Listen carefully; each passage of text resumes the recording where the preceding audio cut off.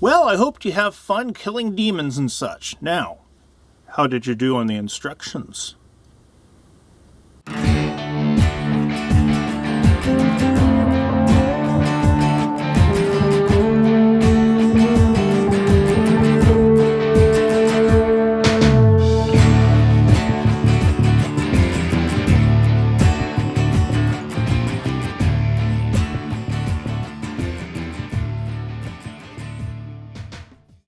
The first thing to keep in mind, my standard disclaimer whenever we do any of these kind of videos, is that my entire job here is to look at this as a learning opportunity. Therefore, I'm going to point out the things that went wrong because I have to read like a stupidly literal, stupidly critical reader.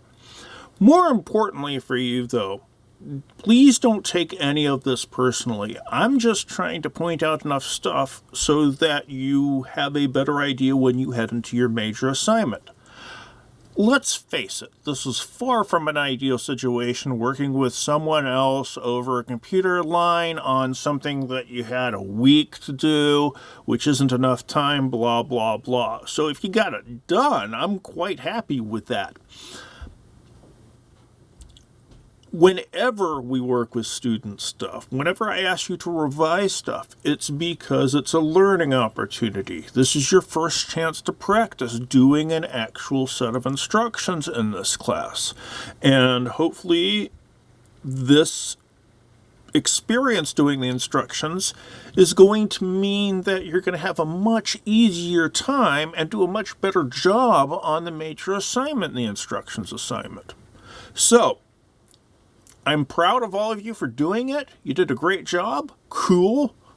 I'm kind of curious to see what you thought of that early video game technology. But more importantly, I want to see how you turn this into a set of technical instructions. Let's look at them. Okay, let's start with the art group. First off, they do have proper font use in that the heading font is a sans serif font and the body text is a serif font. So kudos on that one. They have the sections for warning/safety information, and they have an introduction, main components on a keyboard, and then they go into the steps of instructions. They don't have the components in terms of what you'll experience within the game, such as weapons, such as power-ups, such as monsters you'll be facing. And if you establish all that right away, it's going to really make it easier for you to go step by step as we go through the rest of the instruction set. This is set up as a massive outline, and that has its advantages and disadvantages, but the most obvious disadvantage here, I mean, it's great having organization, but the most obvious disadvantage here is that it's leaving excess white space on the left-hand side and making the pages look unbalanced. There's lots of other ways you can provide separation. The headings will do a certain amount of that. You can put lines in between things. You can change the background if you wanted to. As far as the instructions go themselves, good job on breaking it down into 5 specific tasks. The issue is that there are not numbered lists for each of those tasks, and there really needs to be. Remember the rules. When you have steps that you have to perform in order, then they need to be in a numbered list. I could go on about comma usage. There's a few more that could be in there. When you go into each of the lists, there are pictures next to them, but I don't know what steps specifically they refer to. You need to label your pictures and reference those labels within the text itself. And now we need to think about the broken leg test. Room 2. Immediately entering the second room, there will be the first enemy the player can encounter. Does not have a weapon as far away enough to be shot before getting the player. Where's this person? I don't know. And that's the thing. Imagine someone is setting your broken leg and says, move the leg. So they just start moving it around, trying to get to the right one on their own. That's the level of detail you really need with this technical set of instructions. The other thing is imperative voice will help this here. Room 3 ends with when all the supplies are collected, the player can make its way to the door of the 4th room. which is fine, but imperative voice, you are talking directly to the person who will be using this document. Gather all of the supplies, then make your way to the door of the fourth room, which will be on the blah blah blah blah side. There's a conclusion that's nice. I mean, so there's some things this one does very well. It has an organizational scheme. It has pictures. But getting more specific with the information in the instructions and choosing a more natural-looking kind of organization might be helpful. On to education. Education has some big pictures in there, and it's a longer set of instructions than we have before.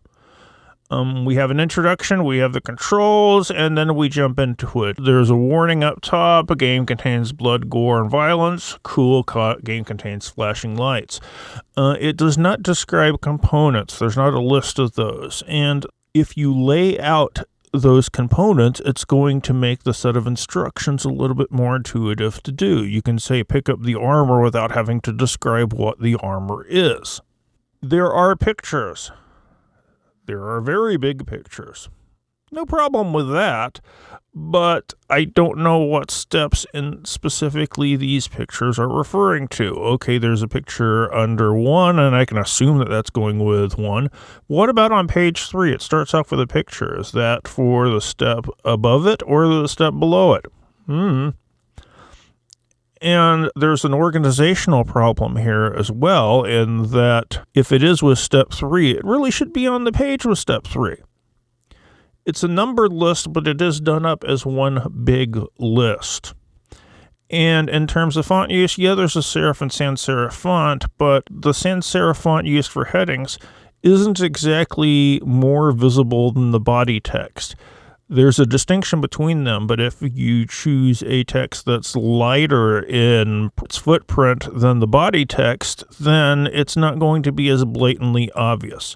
Ideally, the heading text is going to be heavier than the body text. They end with a map, which is nice, but you might want to have that map at the beginning of your set of instructions, and that way you can refer back to the map. Technology. This is done up as a memo, and if I wasn't clear about this, you only should do memo format when the assignment doesn't ask for something specifically otherwise. And this was revise the set of instructions. Instructions itself is a format, so this can just be in instructions. We have a similar thing in terms of the relationship between the body font and the headings as we did in the last one. This has controls and enemies and items, and that's all nice, but they're all justified over to the left, which means there's a whole bunch of empty space on the right. The thing is, with blank space, with white space, whatever you want to call it, it tends to draw your eye towards it. And that means we're noticing how empty each of the pages is. Good that they broke it down. It would be nice if it was done in a slightly more orderly fashion.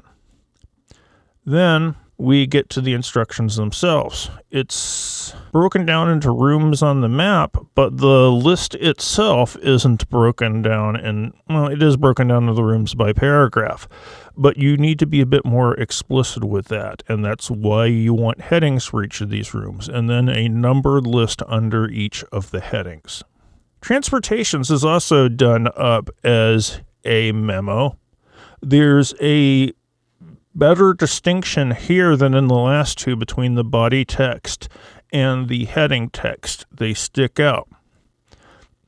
They do number the instructions, but it's an 11-step set of instructions. If you have an overly long list, it would be the same as having like a 20-line paragraph. And what happens to readers when they see something that's a 20-line paragraph or a very page-and-a-half long list? If you want to simulate the kind of reaction they get, just raise up one finger, put it directly in front of your lips, and go. So that's one of the reasons we want to break these things down in individual steps. The other reason is that it's the cell phone manual principle at work. If I'm going through the first thing, yeah, I will need all the steps. The second time I go through this game, I might just forget what I'm supposed to do in room 3. So I can't find that without reading through the entire list. This also plays in with the broken leg test. If someone's trying to set my broken leg and they forget halfway through what they're supposed to do I want them to have to go all the way to the beginning of the document to find out? No, I'm going to be sitting here in pain. It's like, just get to it, do it. There is labeling on the images, and that's nice. I don't know if I said anything about this, probably not. You want to have the captions for the images in the same font that you use for headings, a smaller, less heavy version thereof. And generally we label these things figure A, figure B. So when you're going into the instructions themselves, walk over the blue vases on the floor as seen in figure 1, or figure A, or whatever.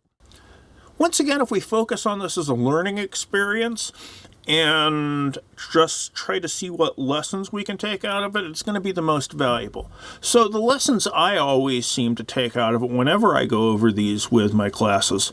1, the cell phone manual principle is fairly important here. You got to write these documents, as particularly instructions, as if someone is going to go through the whole thing once maybe, and then they're probably going to look for the specific parts. So organization gets to be an important part of it. After all, that ties into the broken leg test as well. I mean, if someone is setting a broken leg and they forget step 3, do I really want them to have to thumb through 500 steps while they're looking for the one thing which will help ease my pain from my broken leg? And I'm going, ah! Sorry.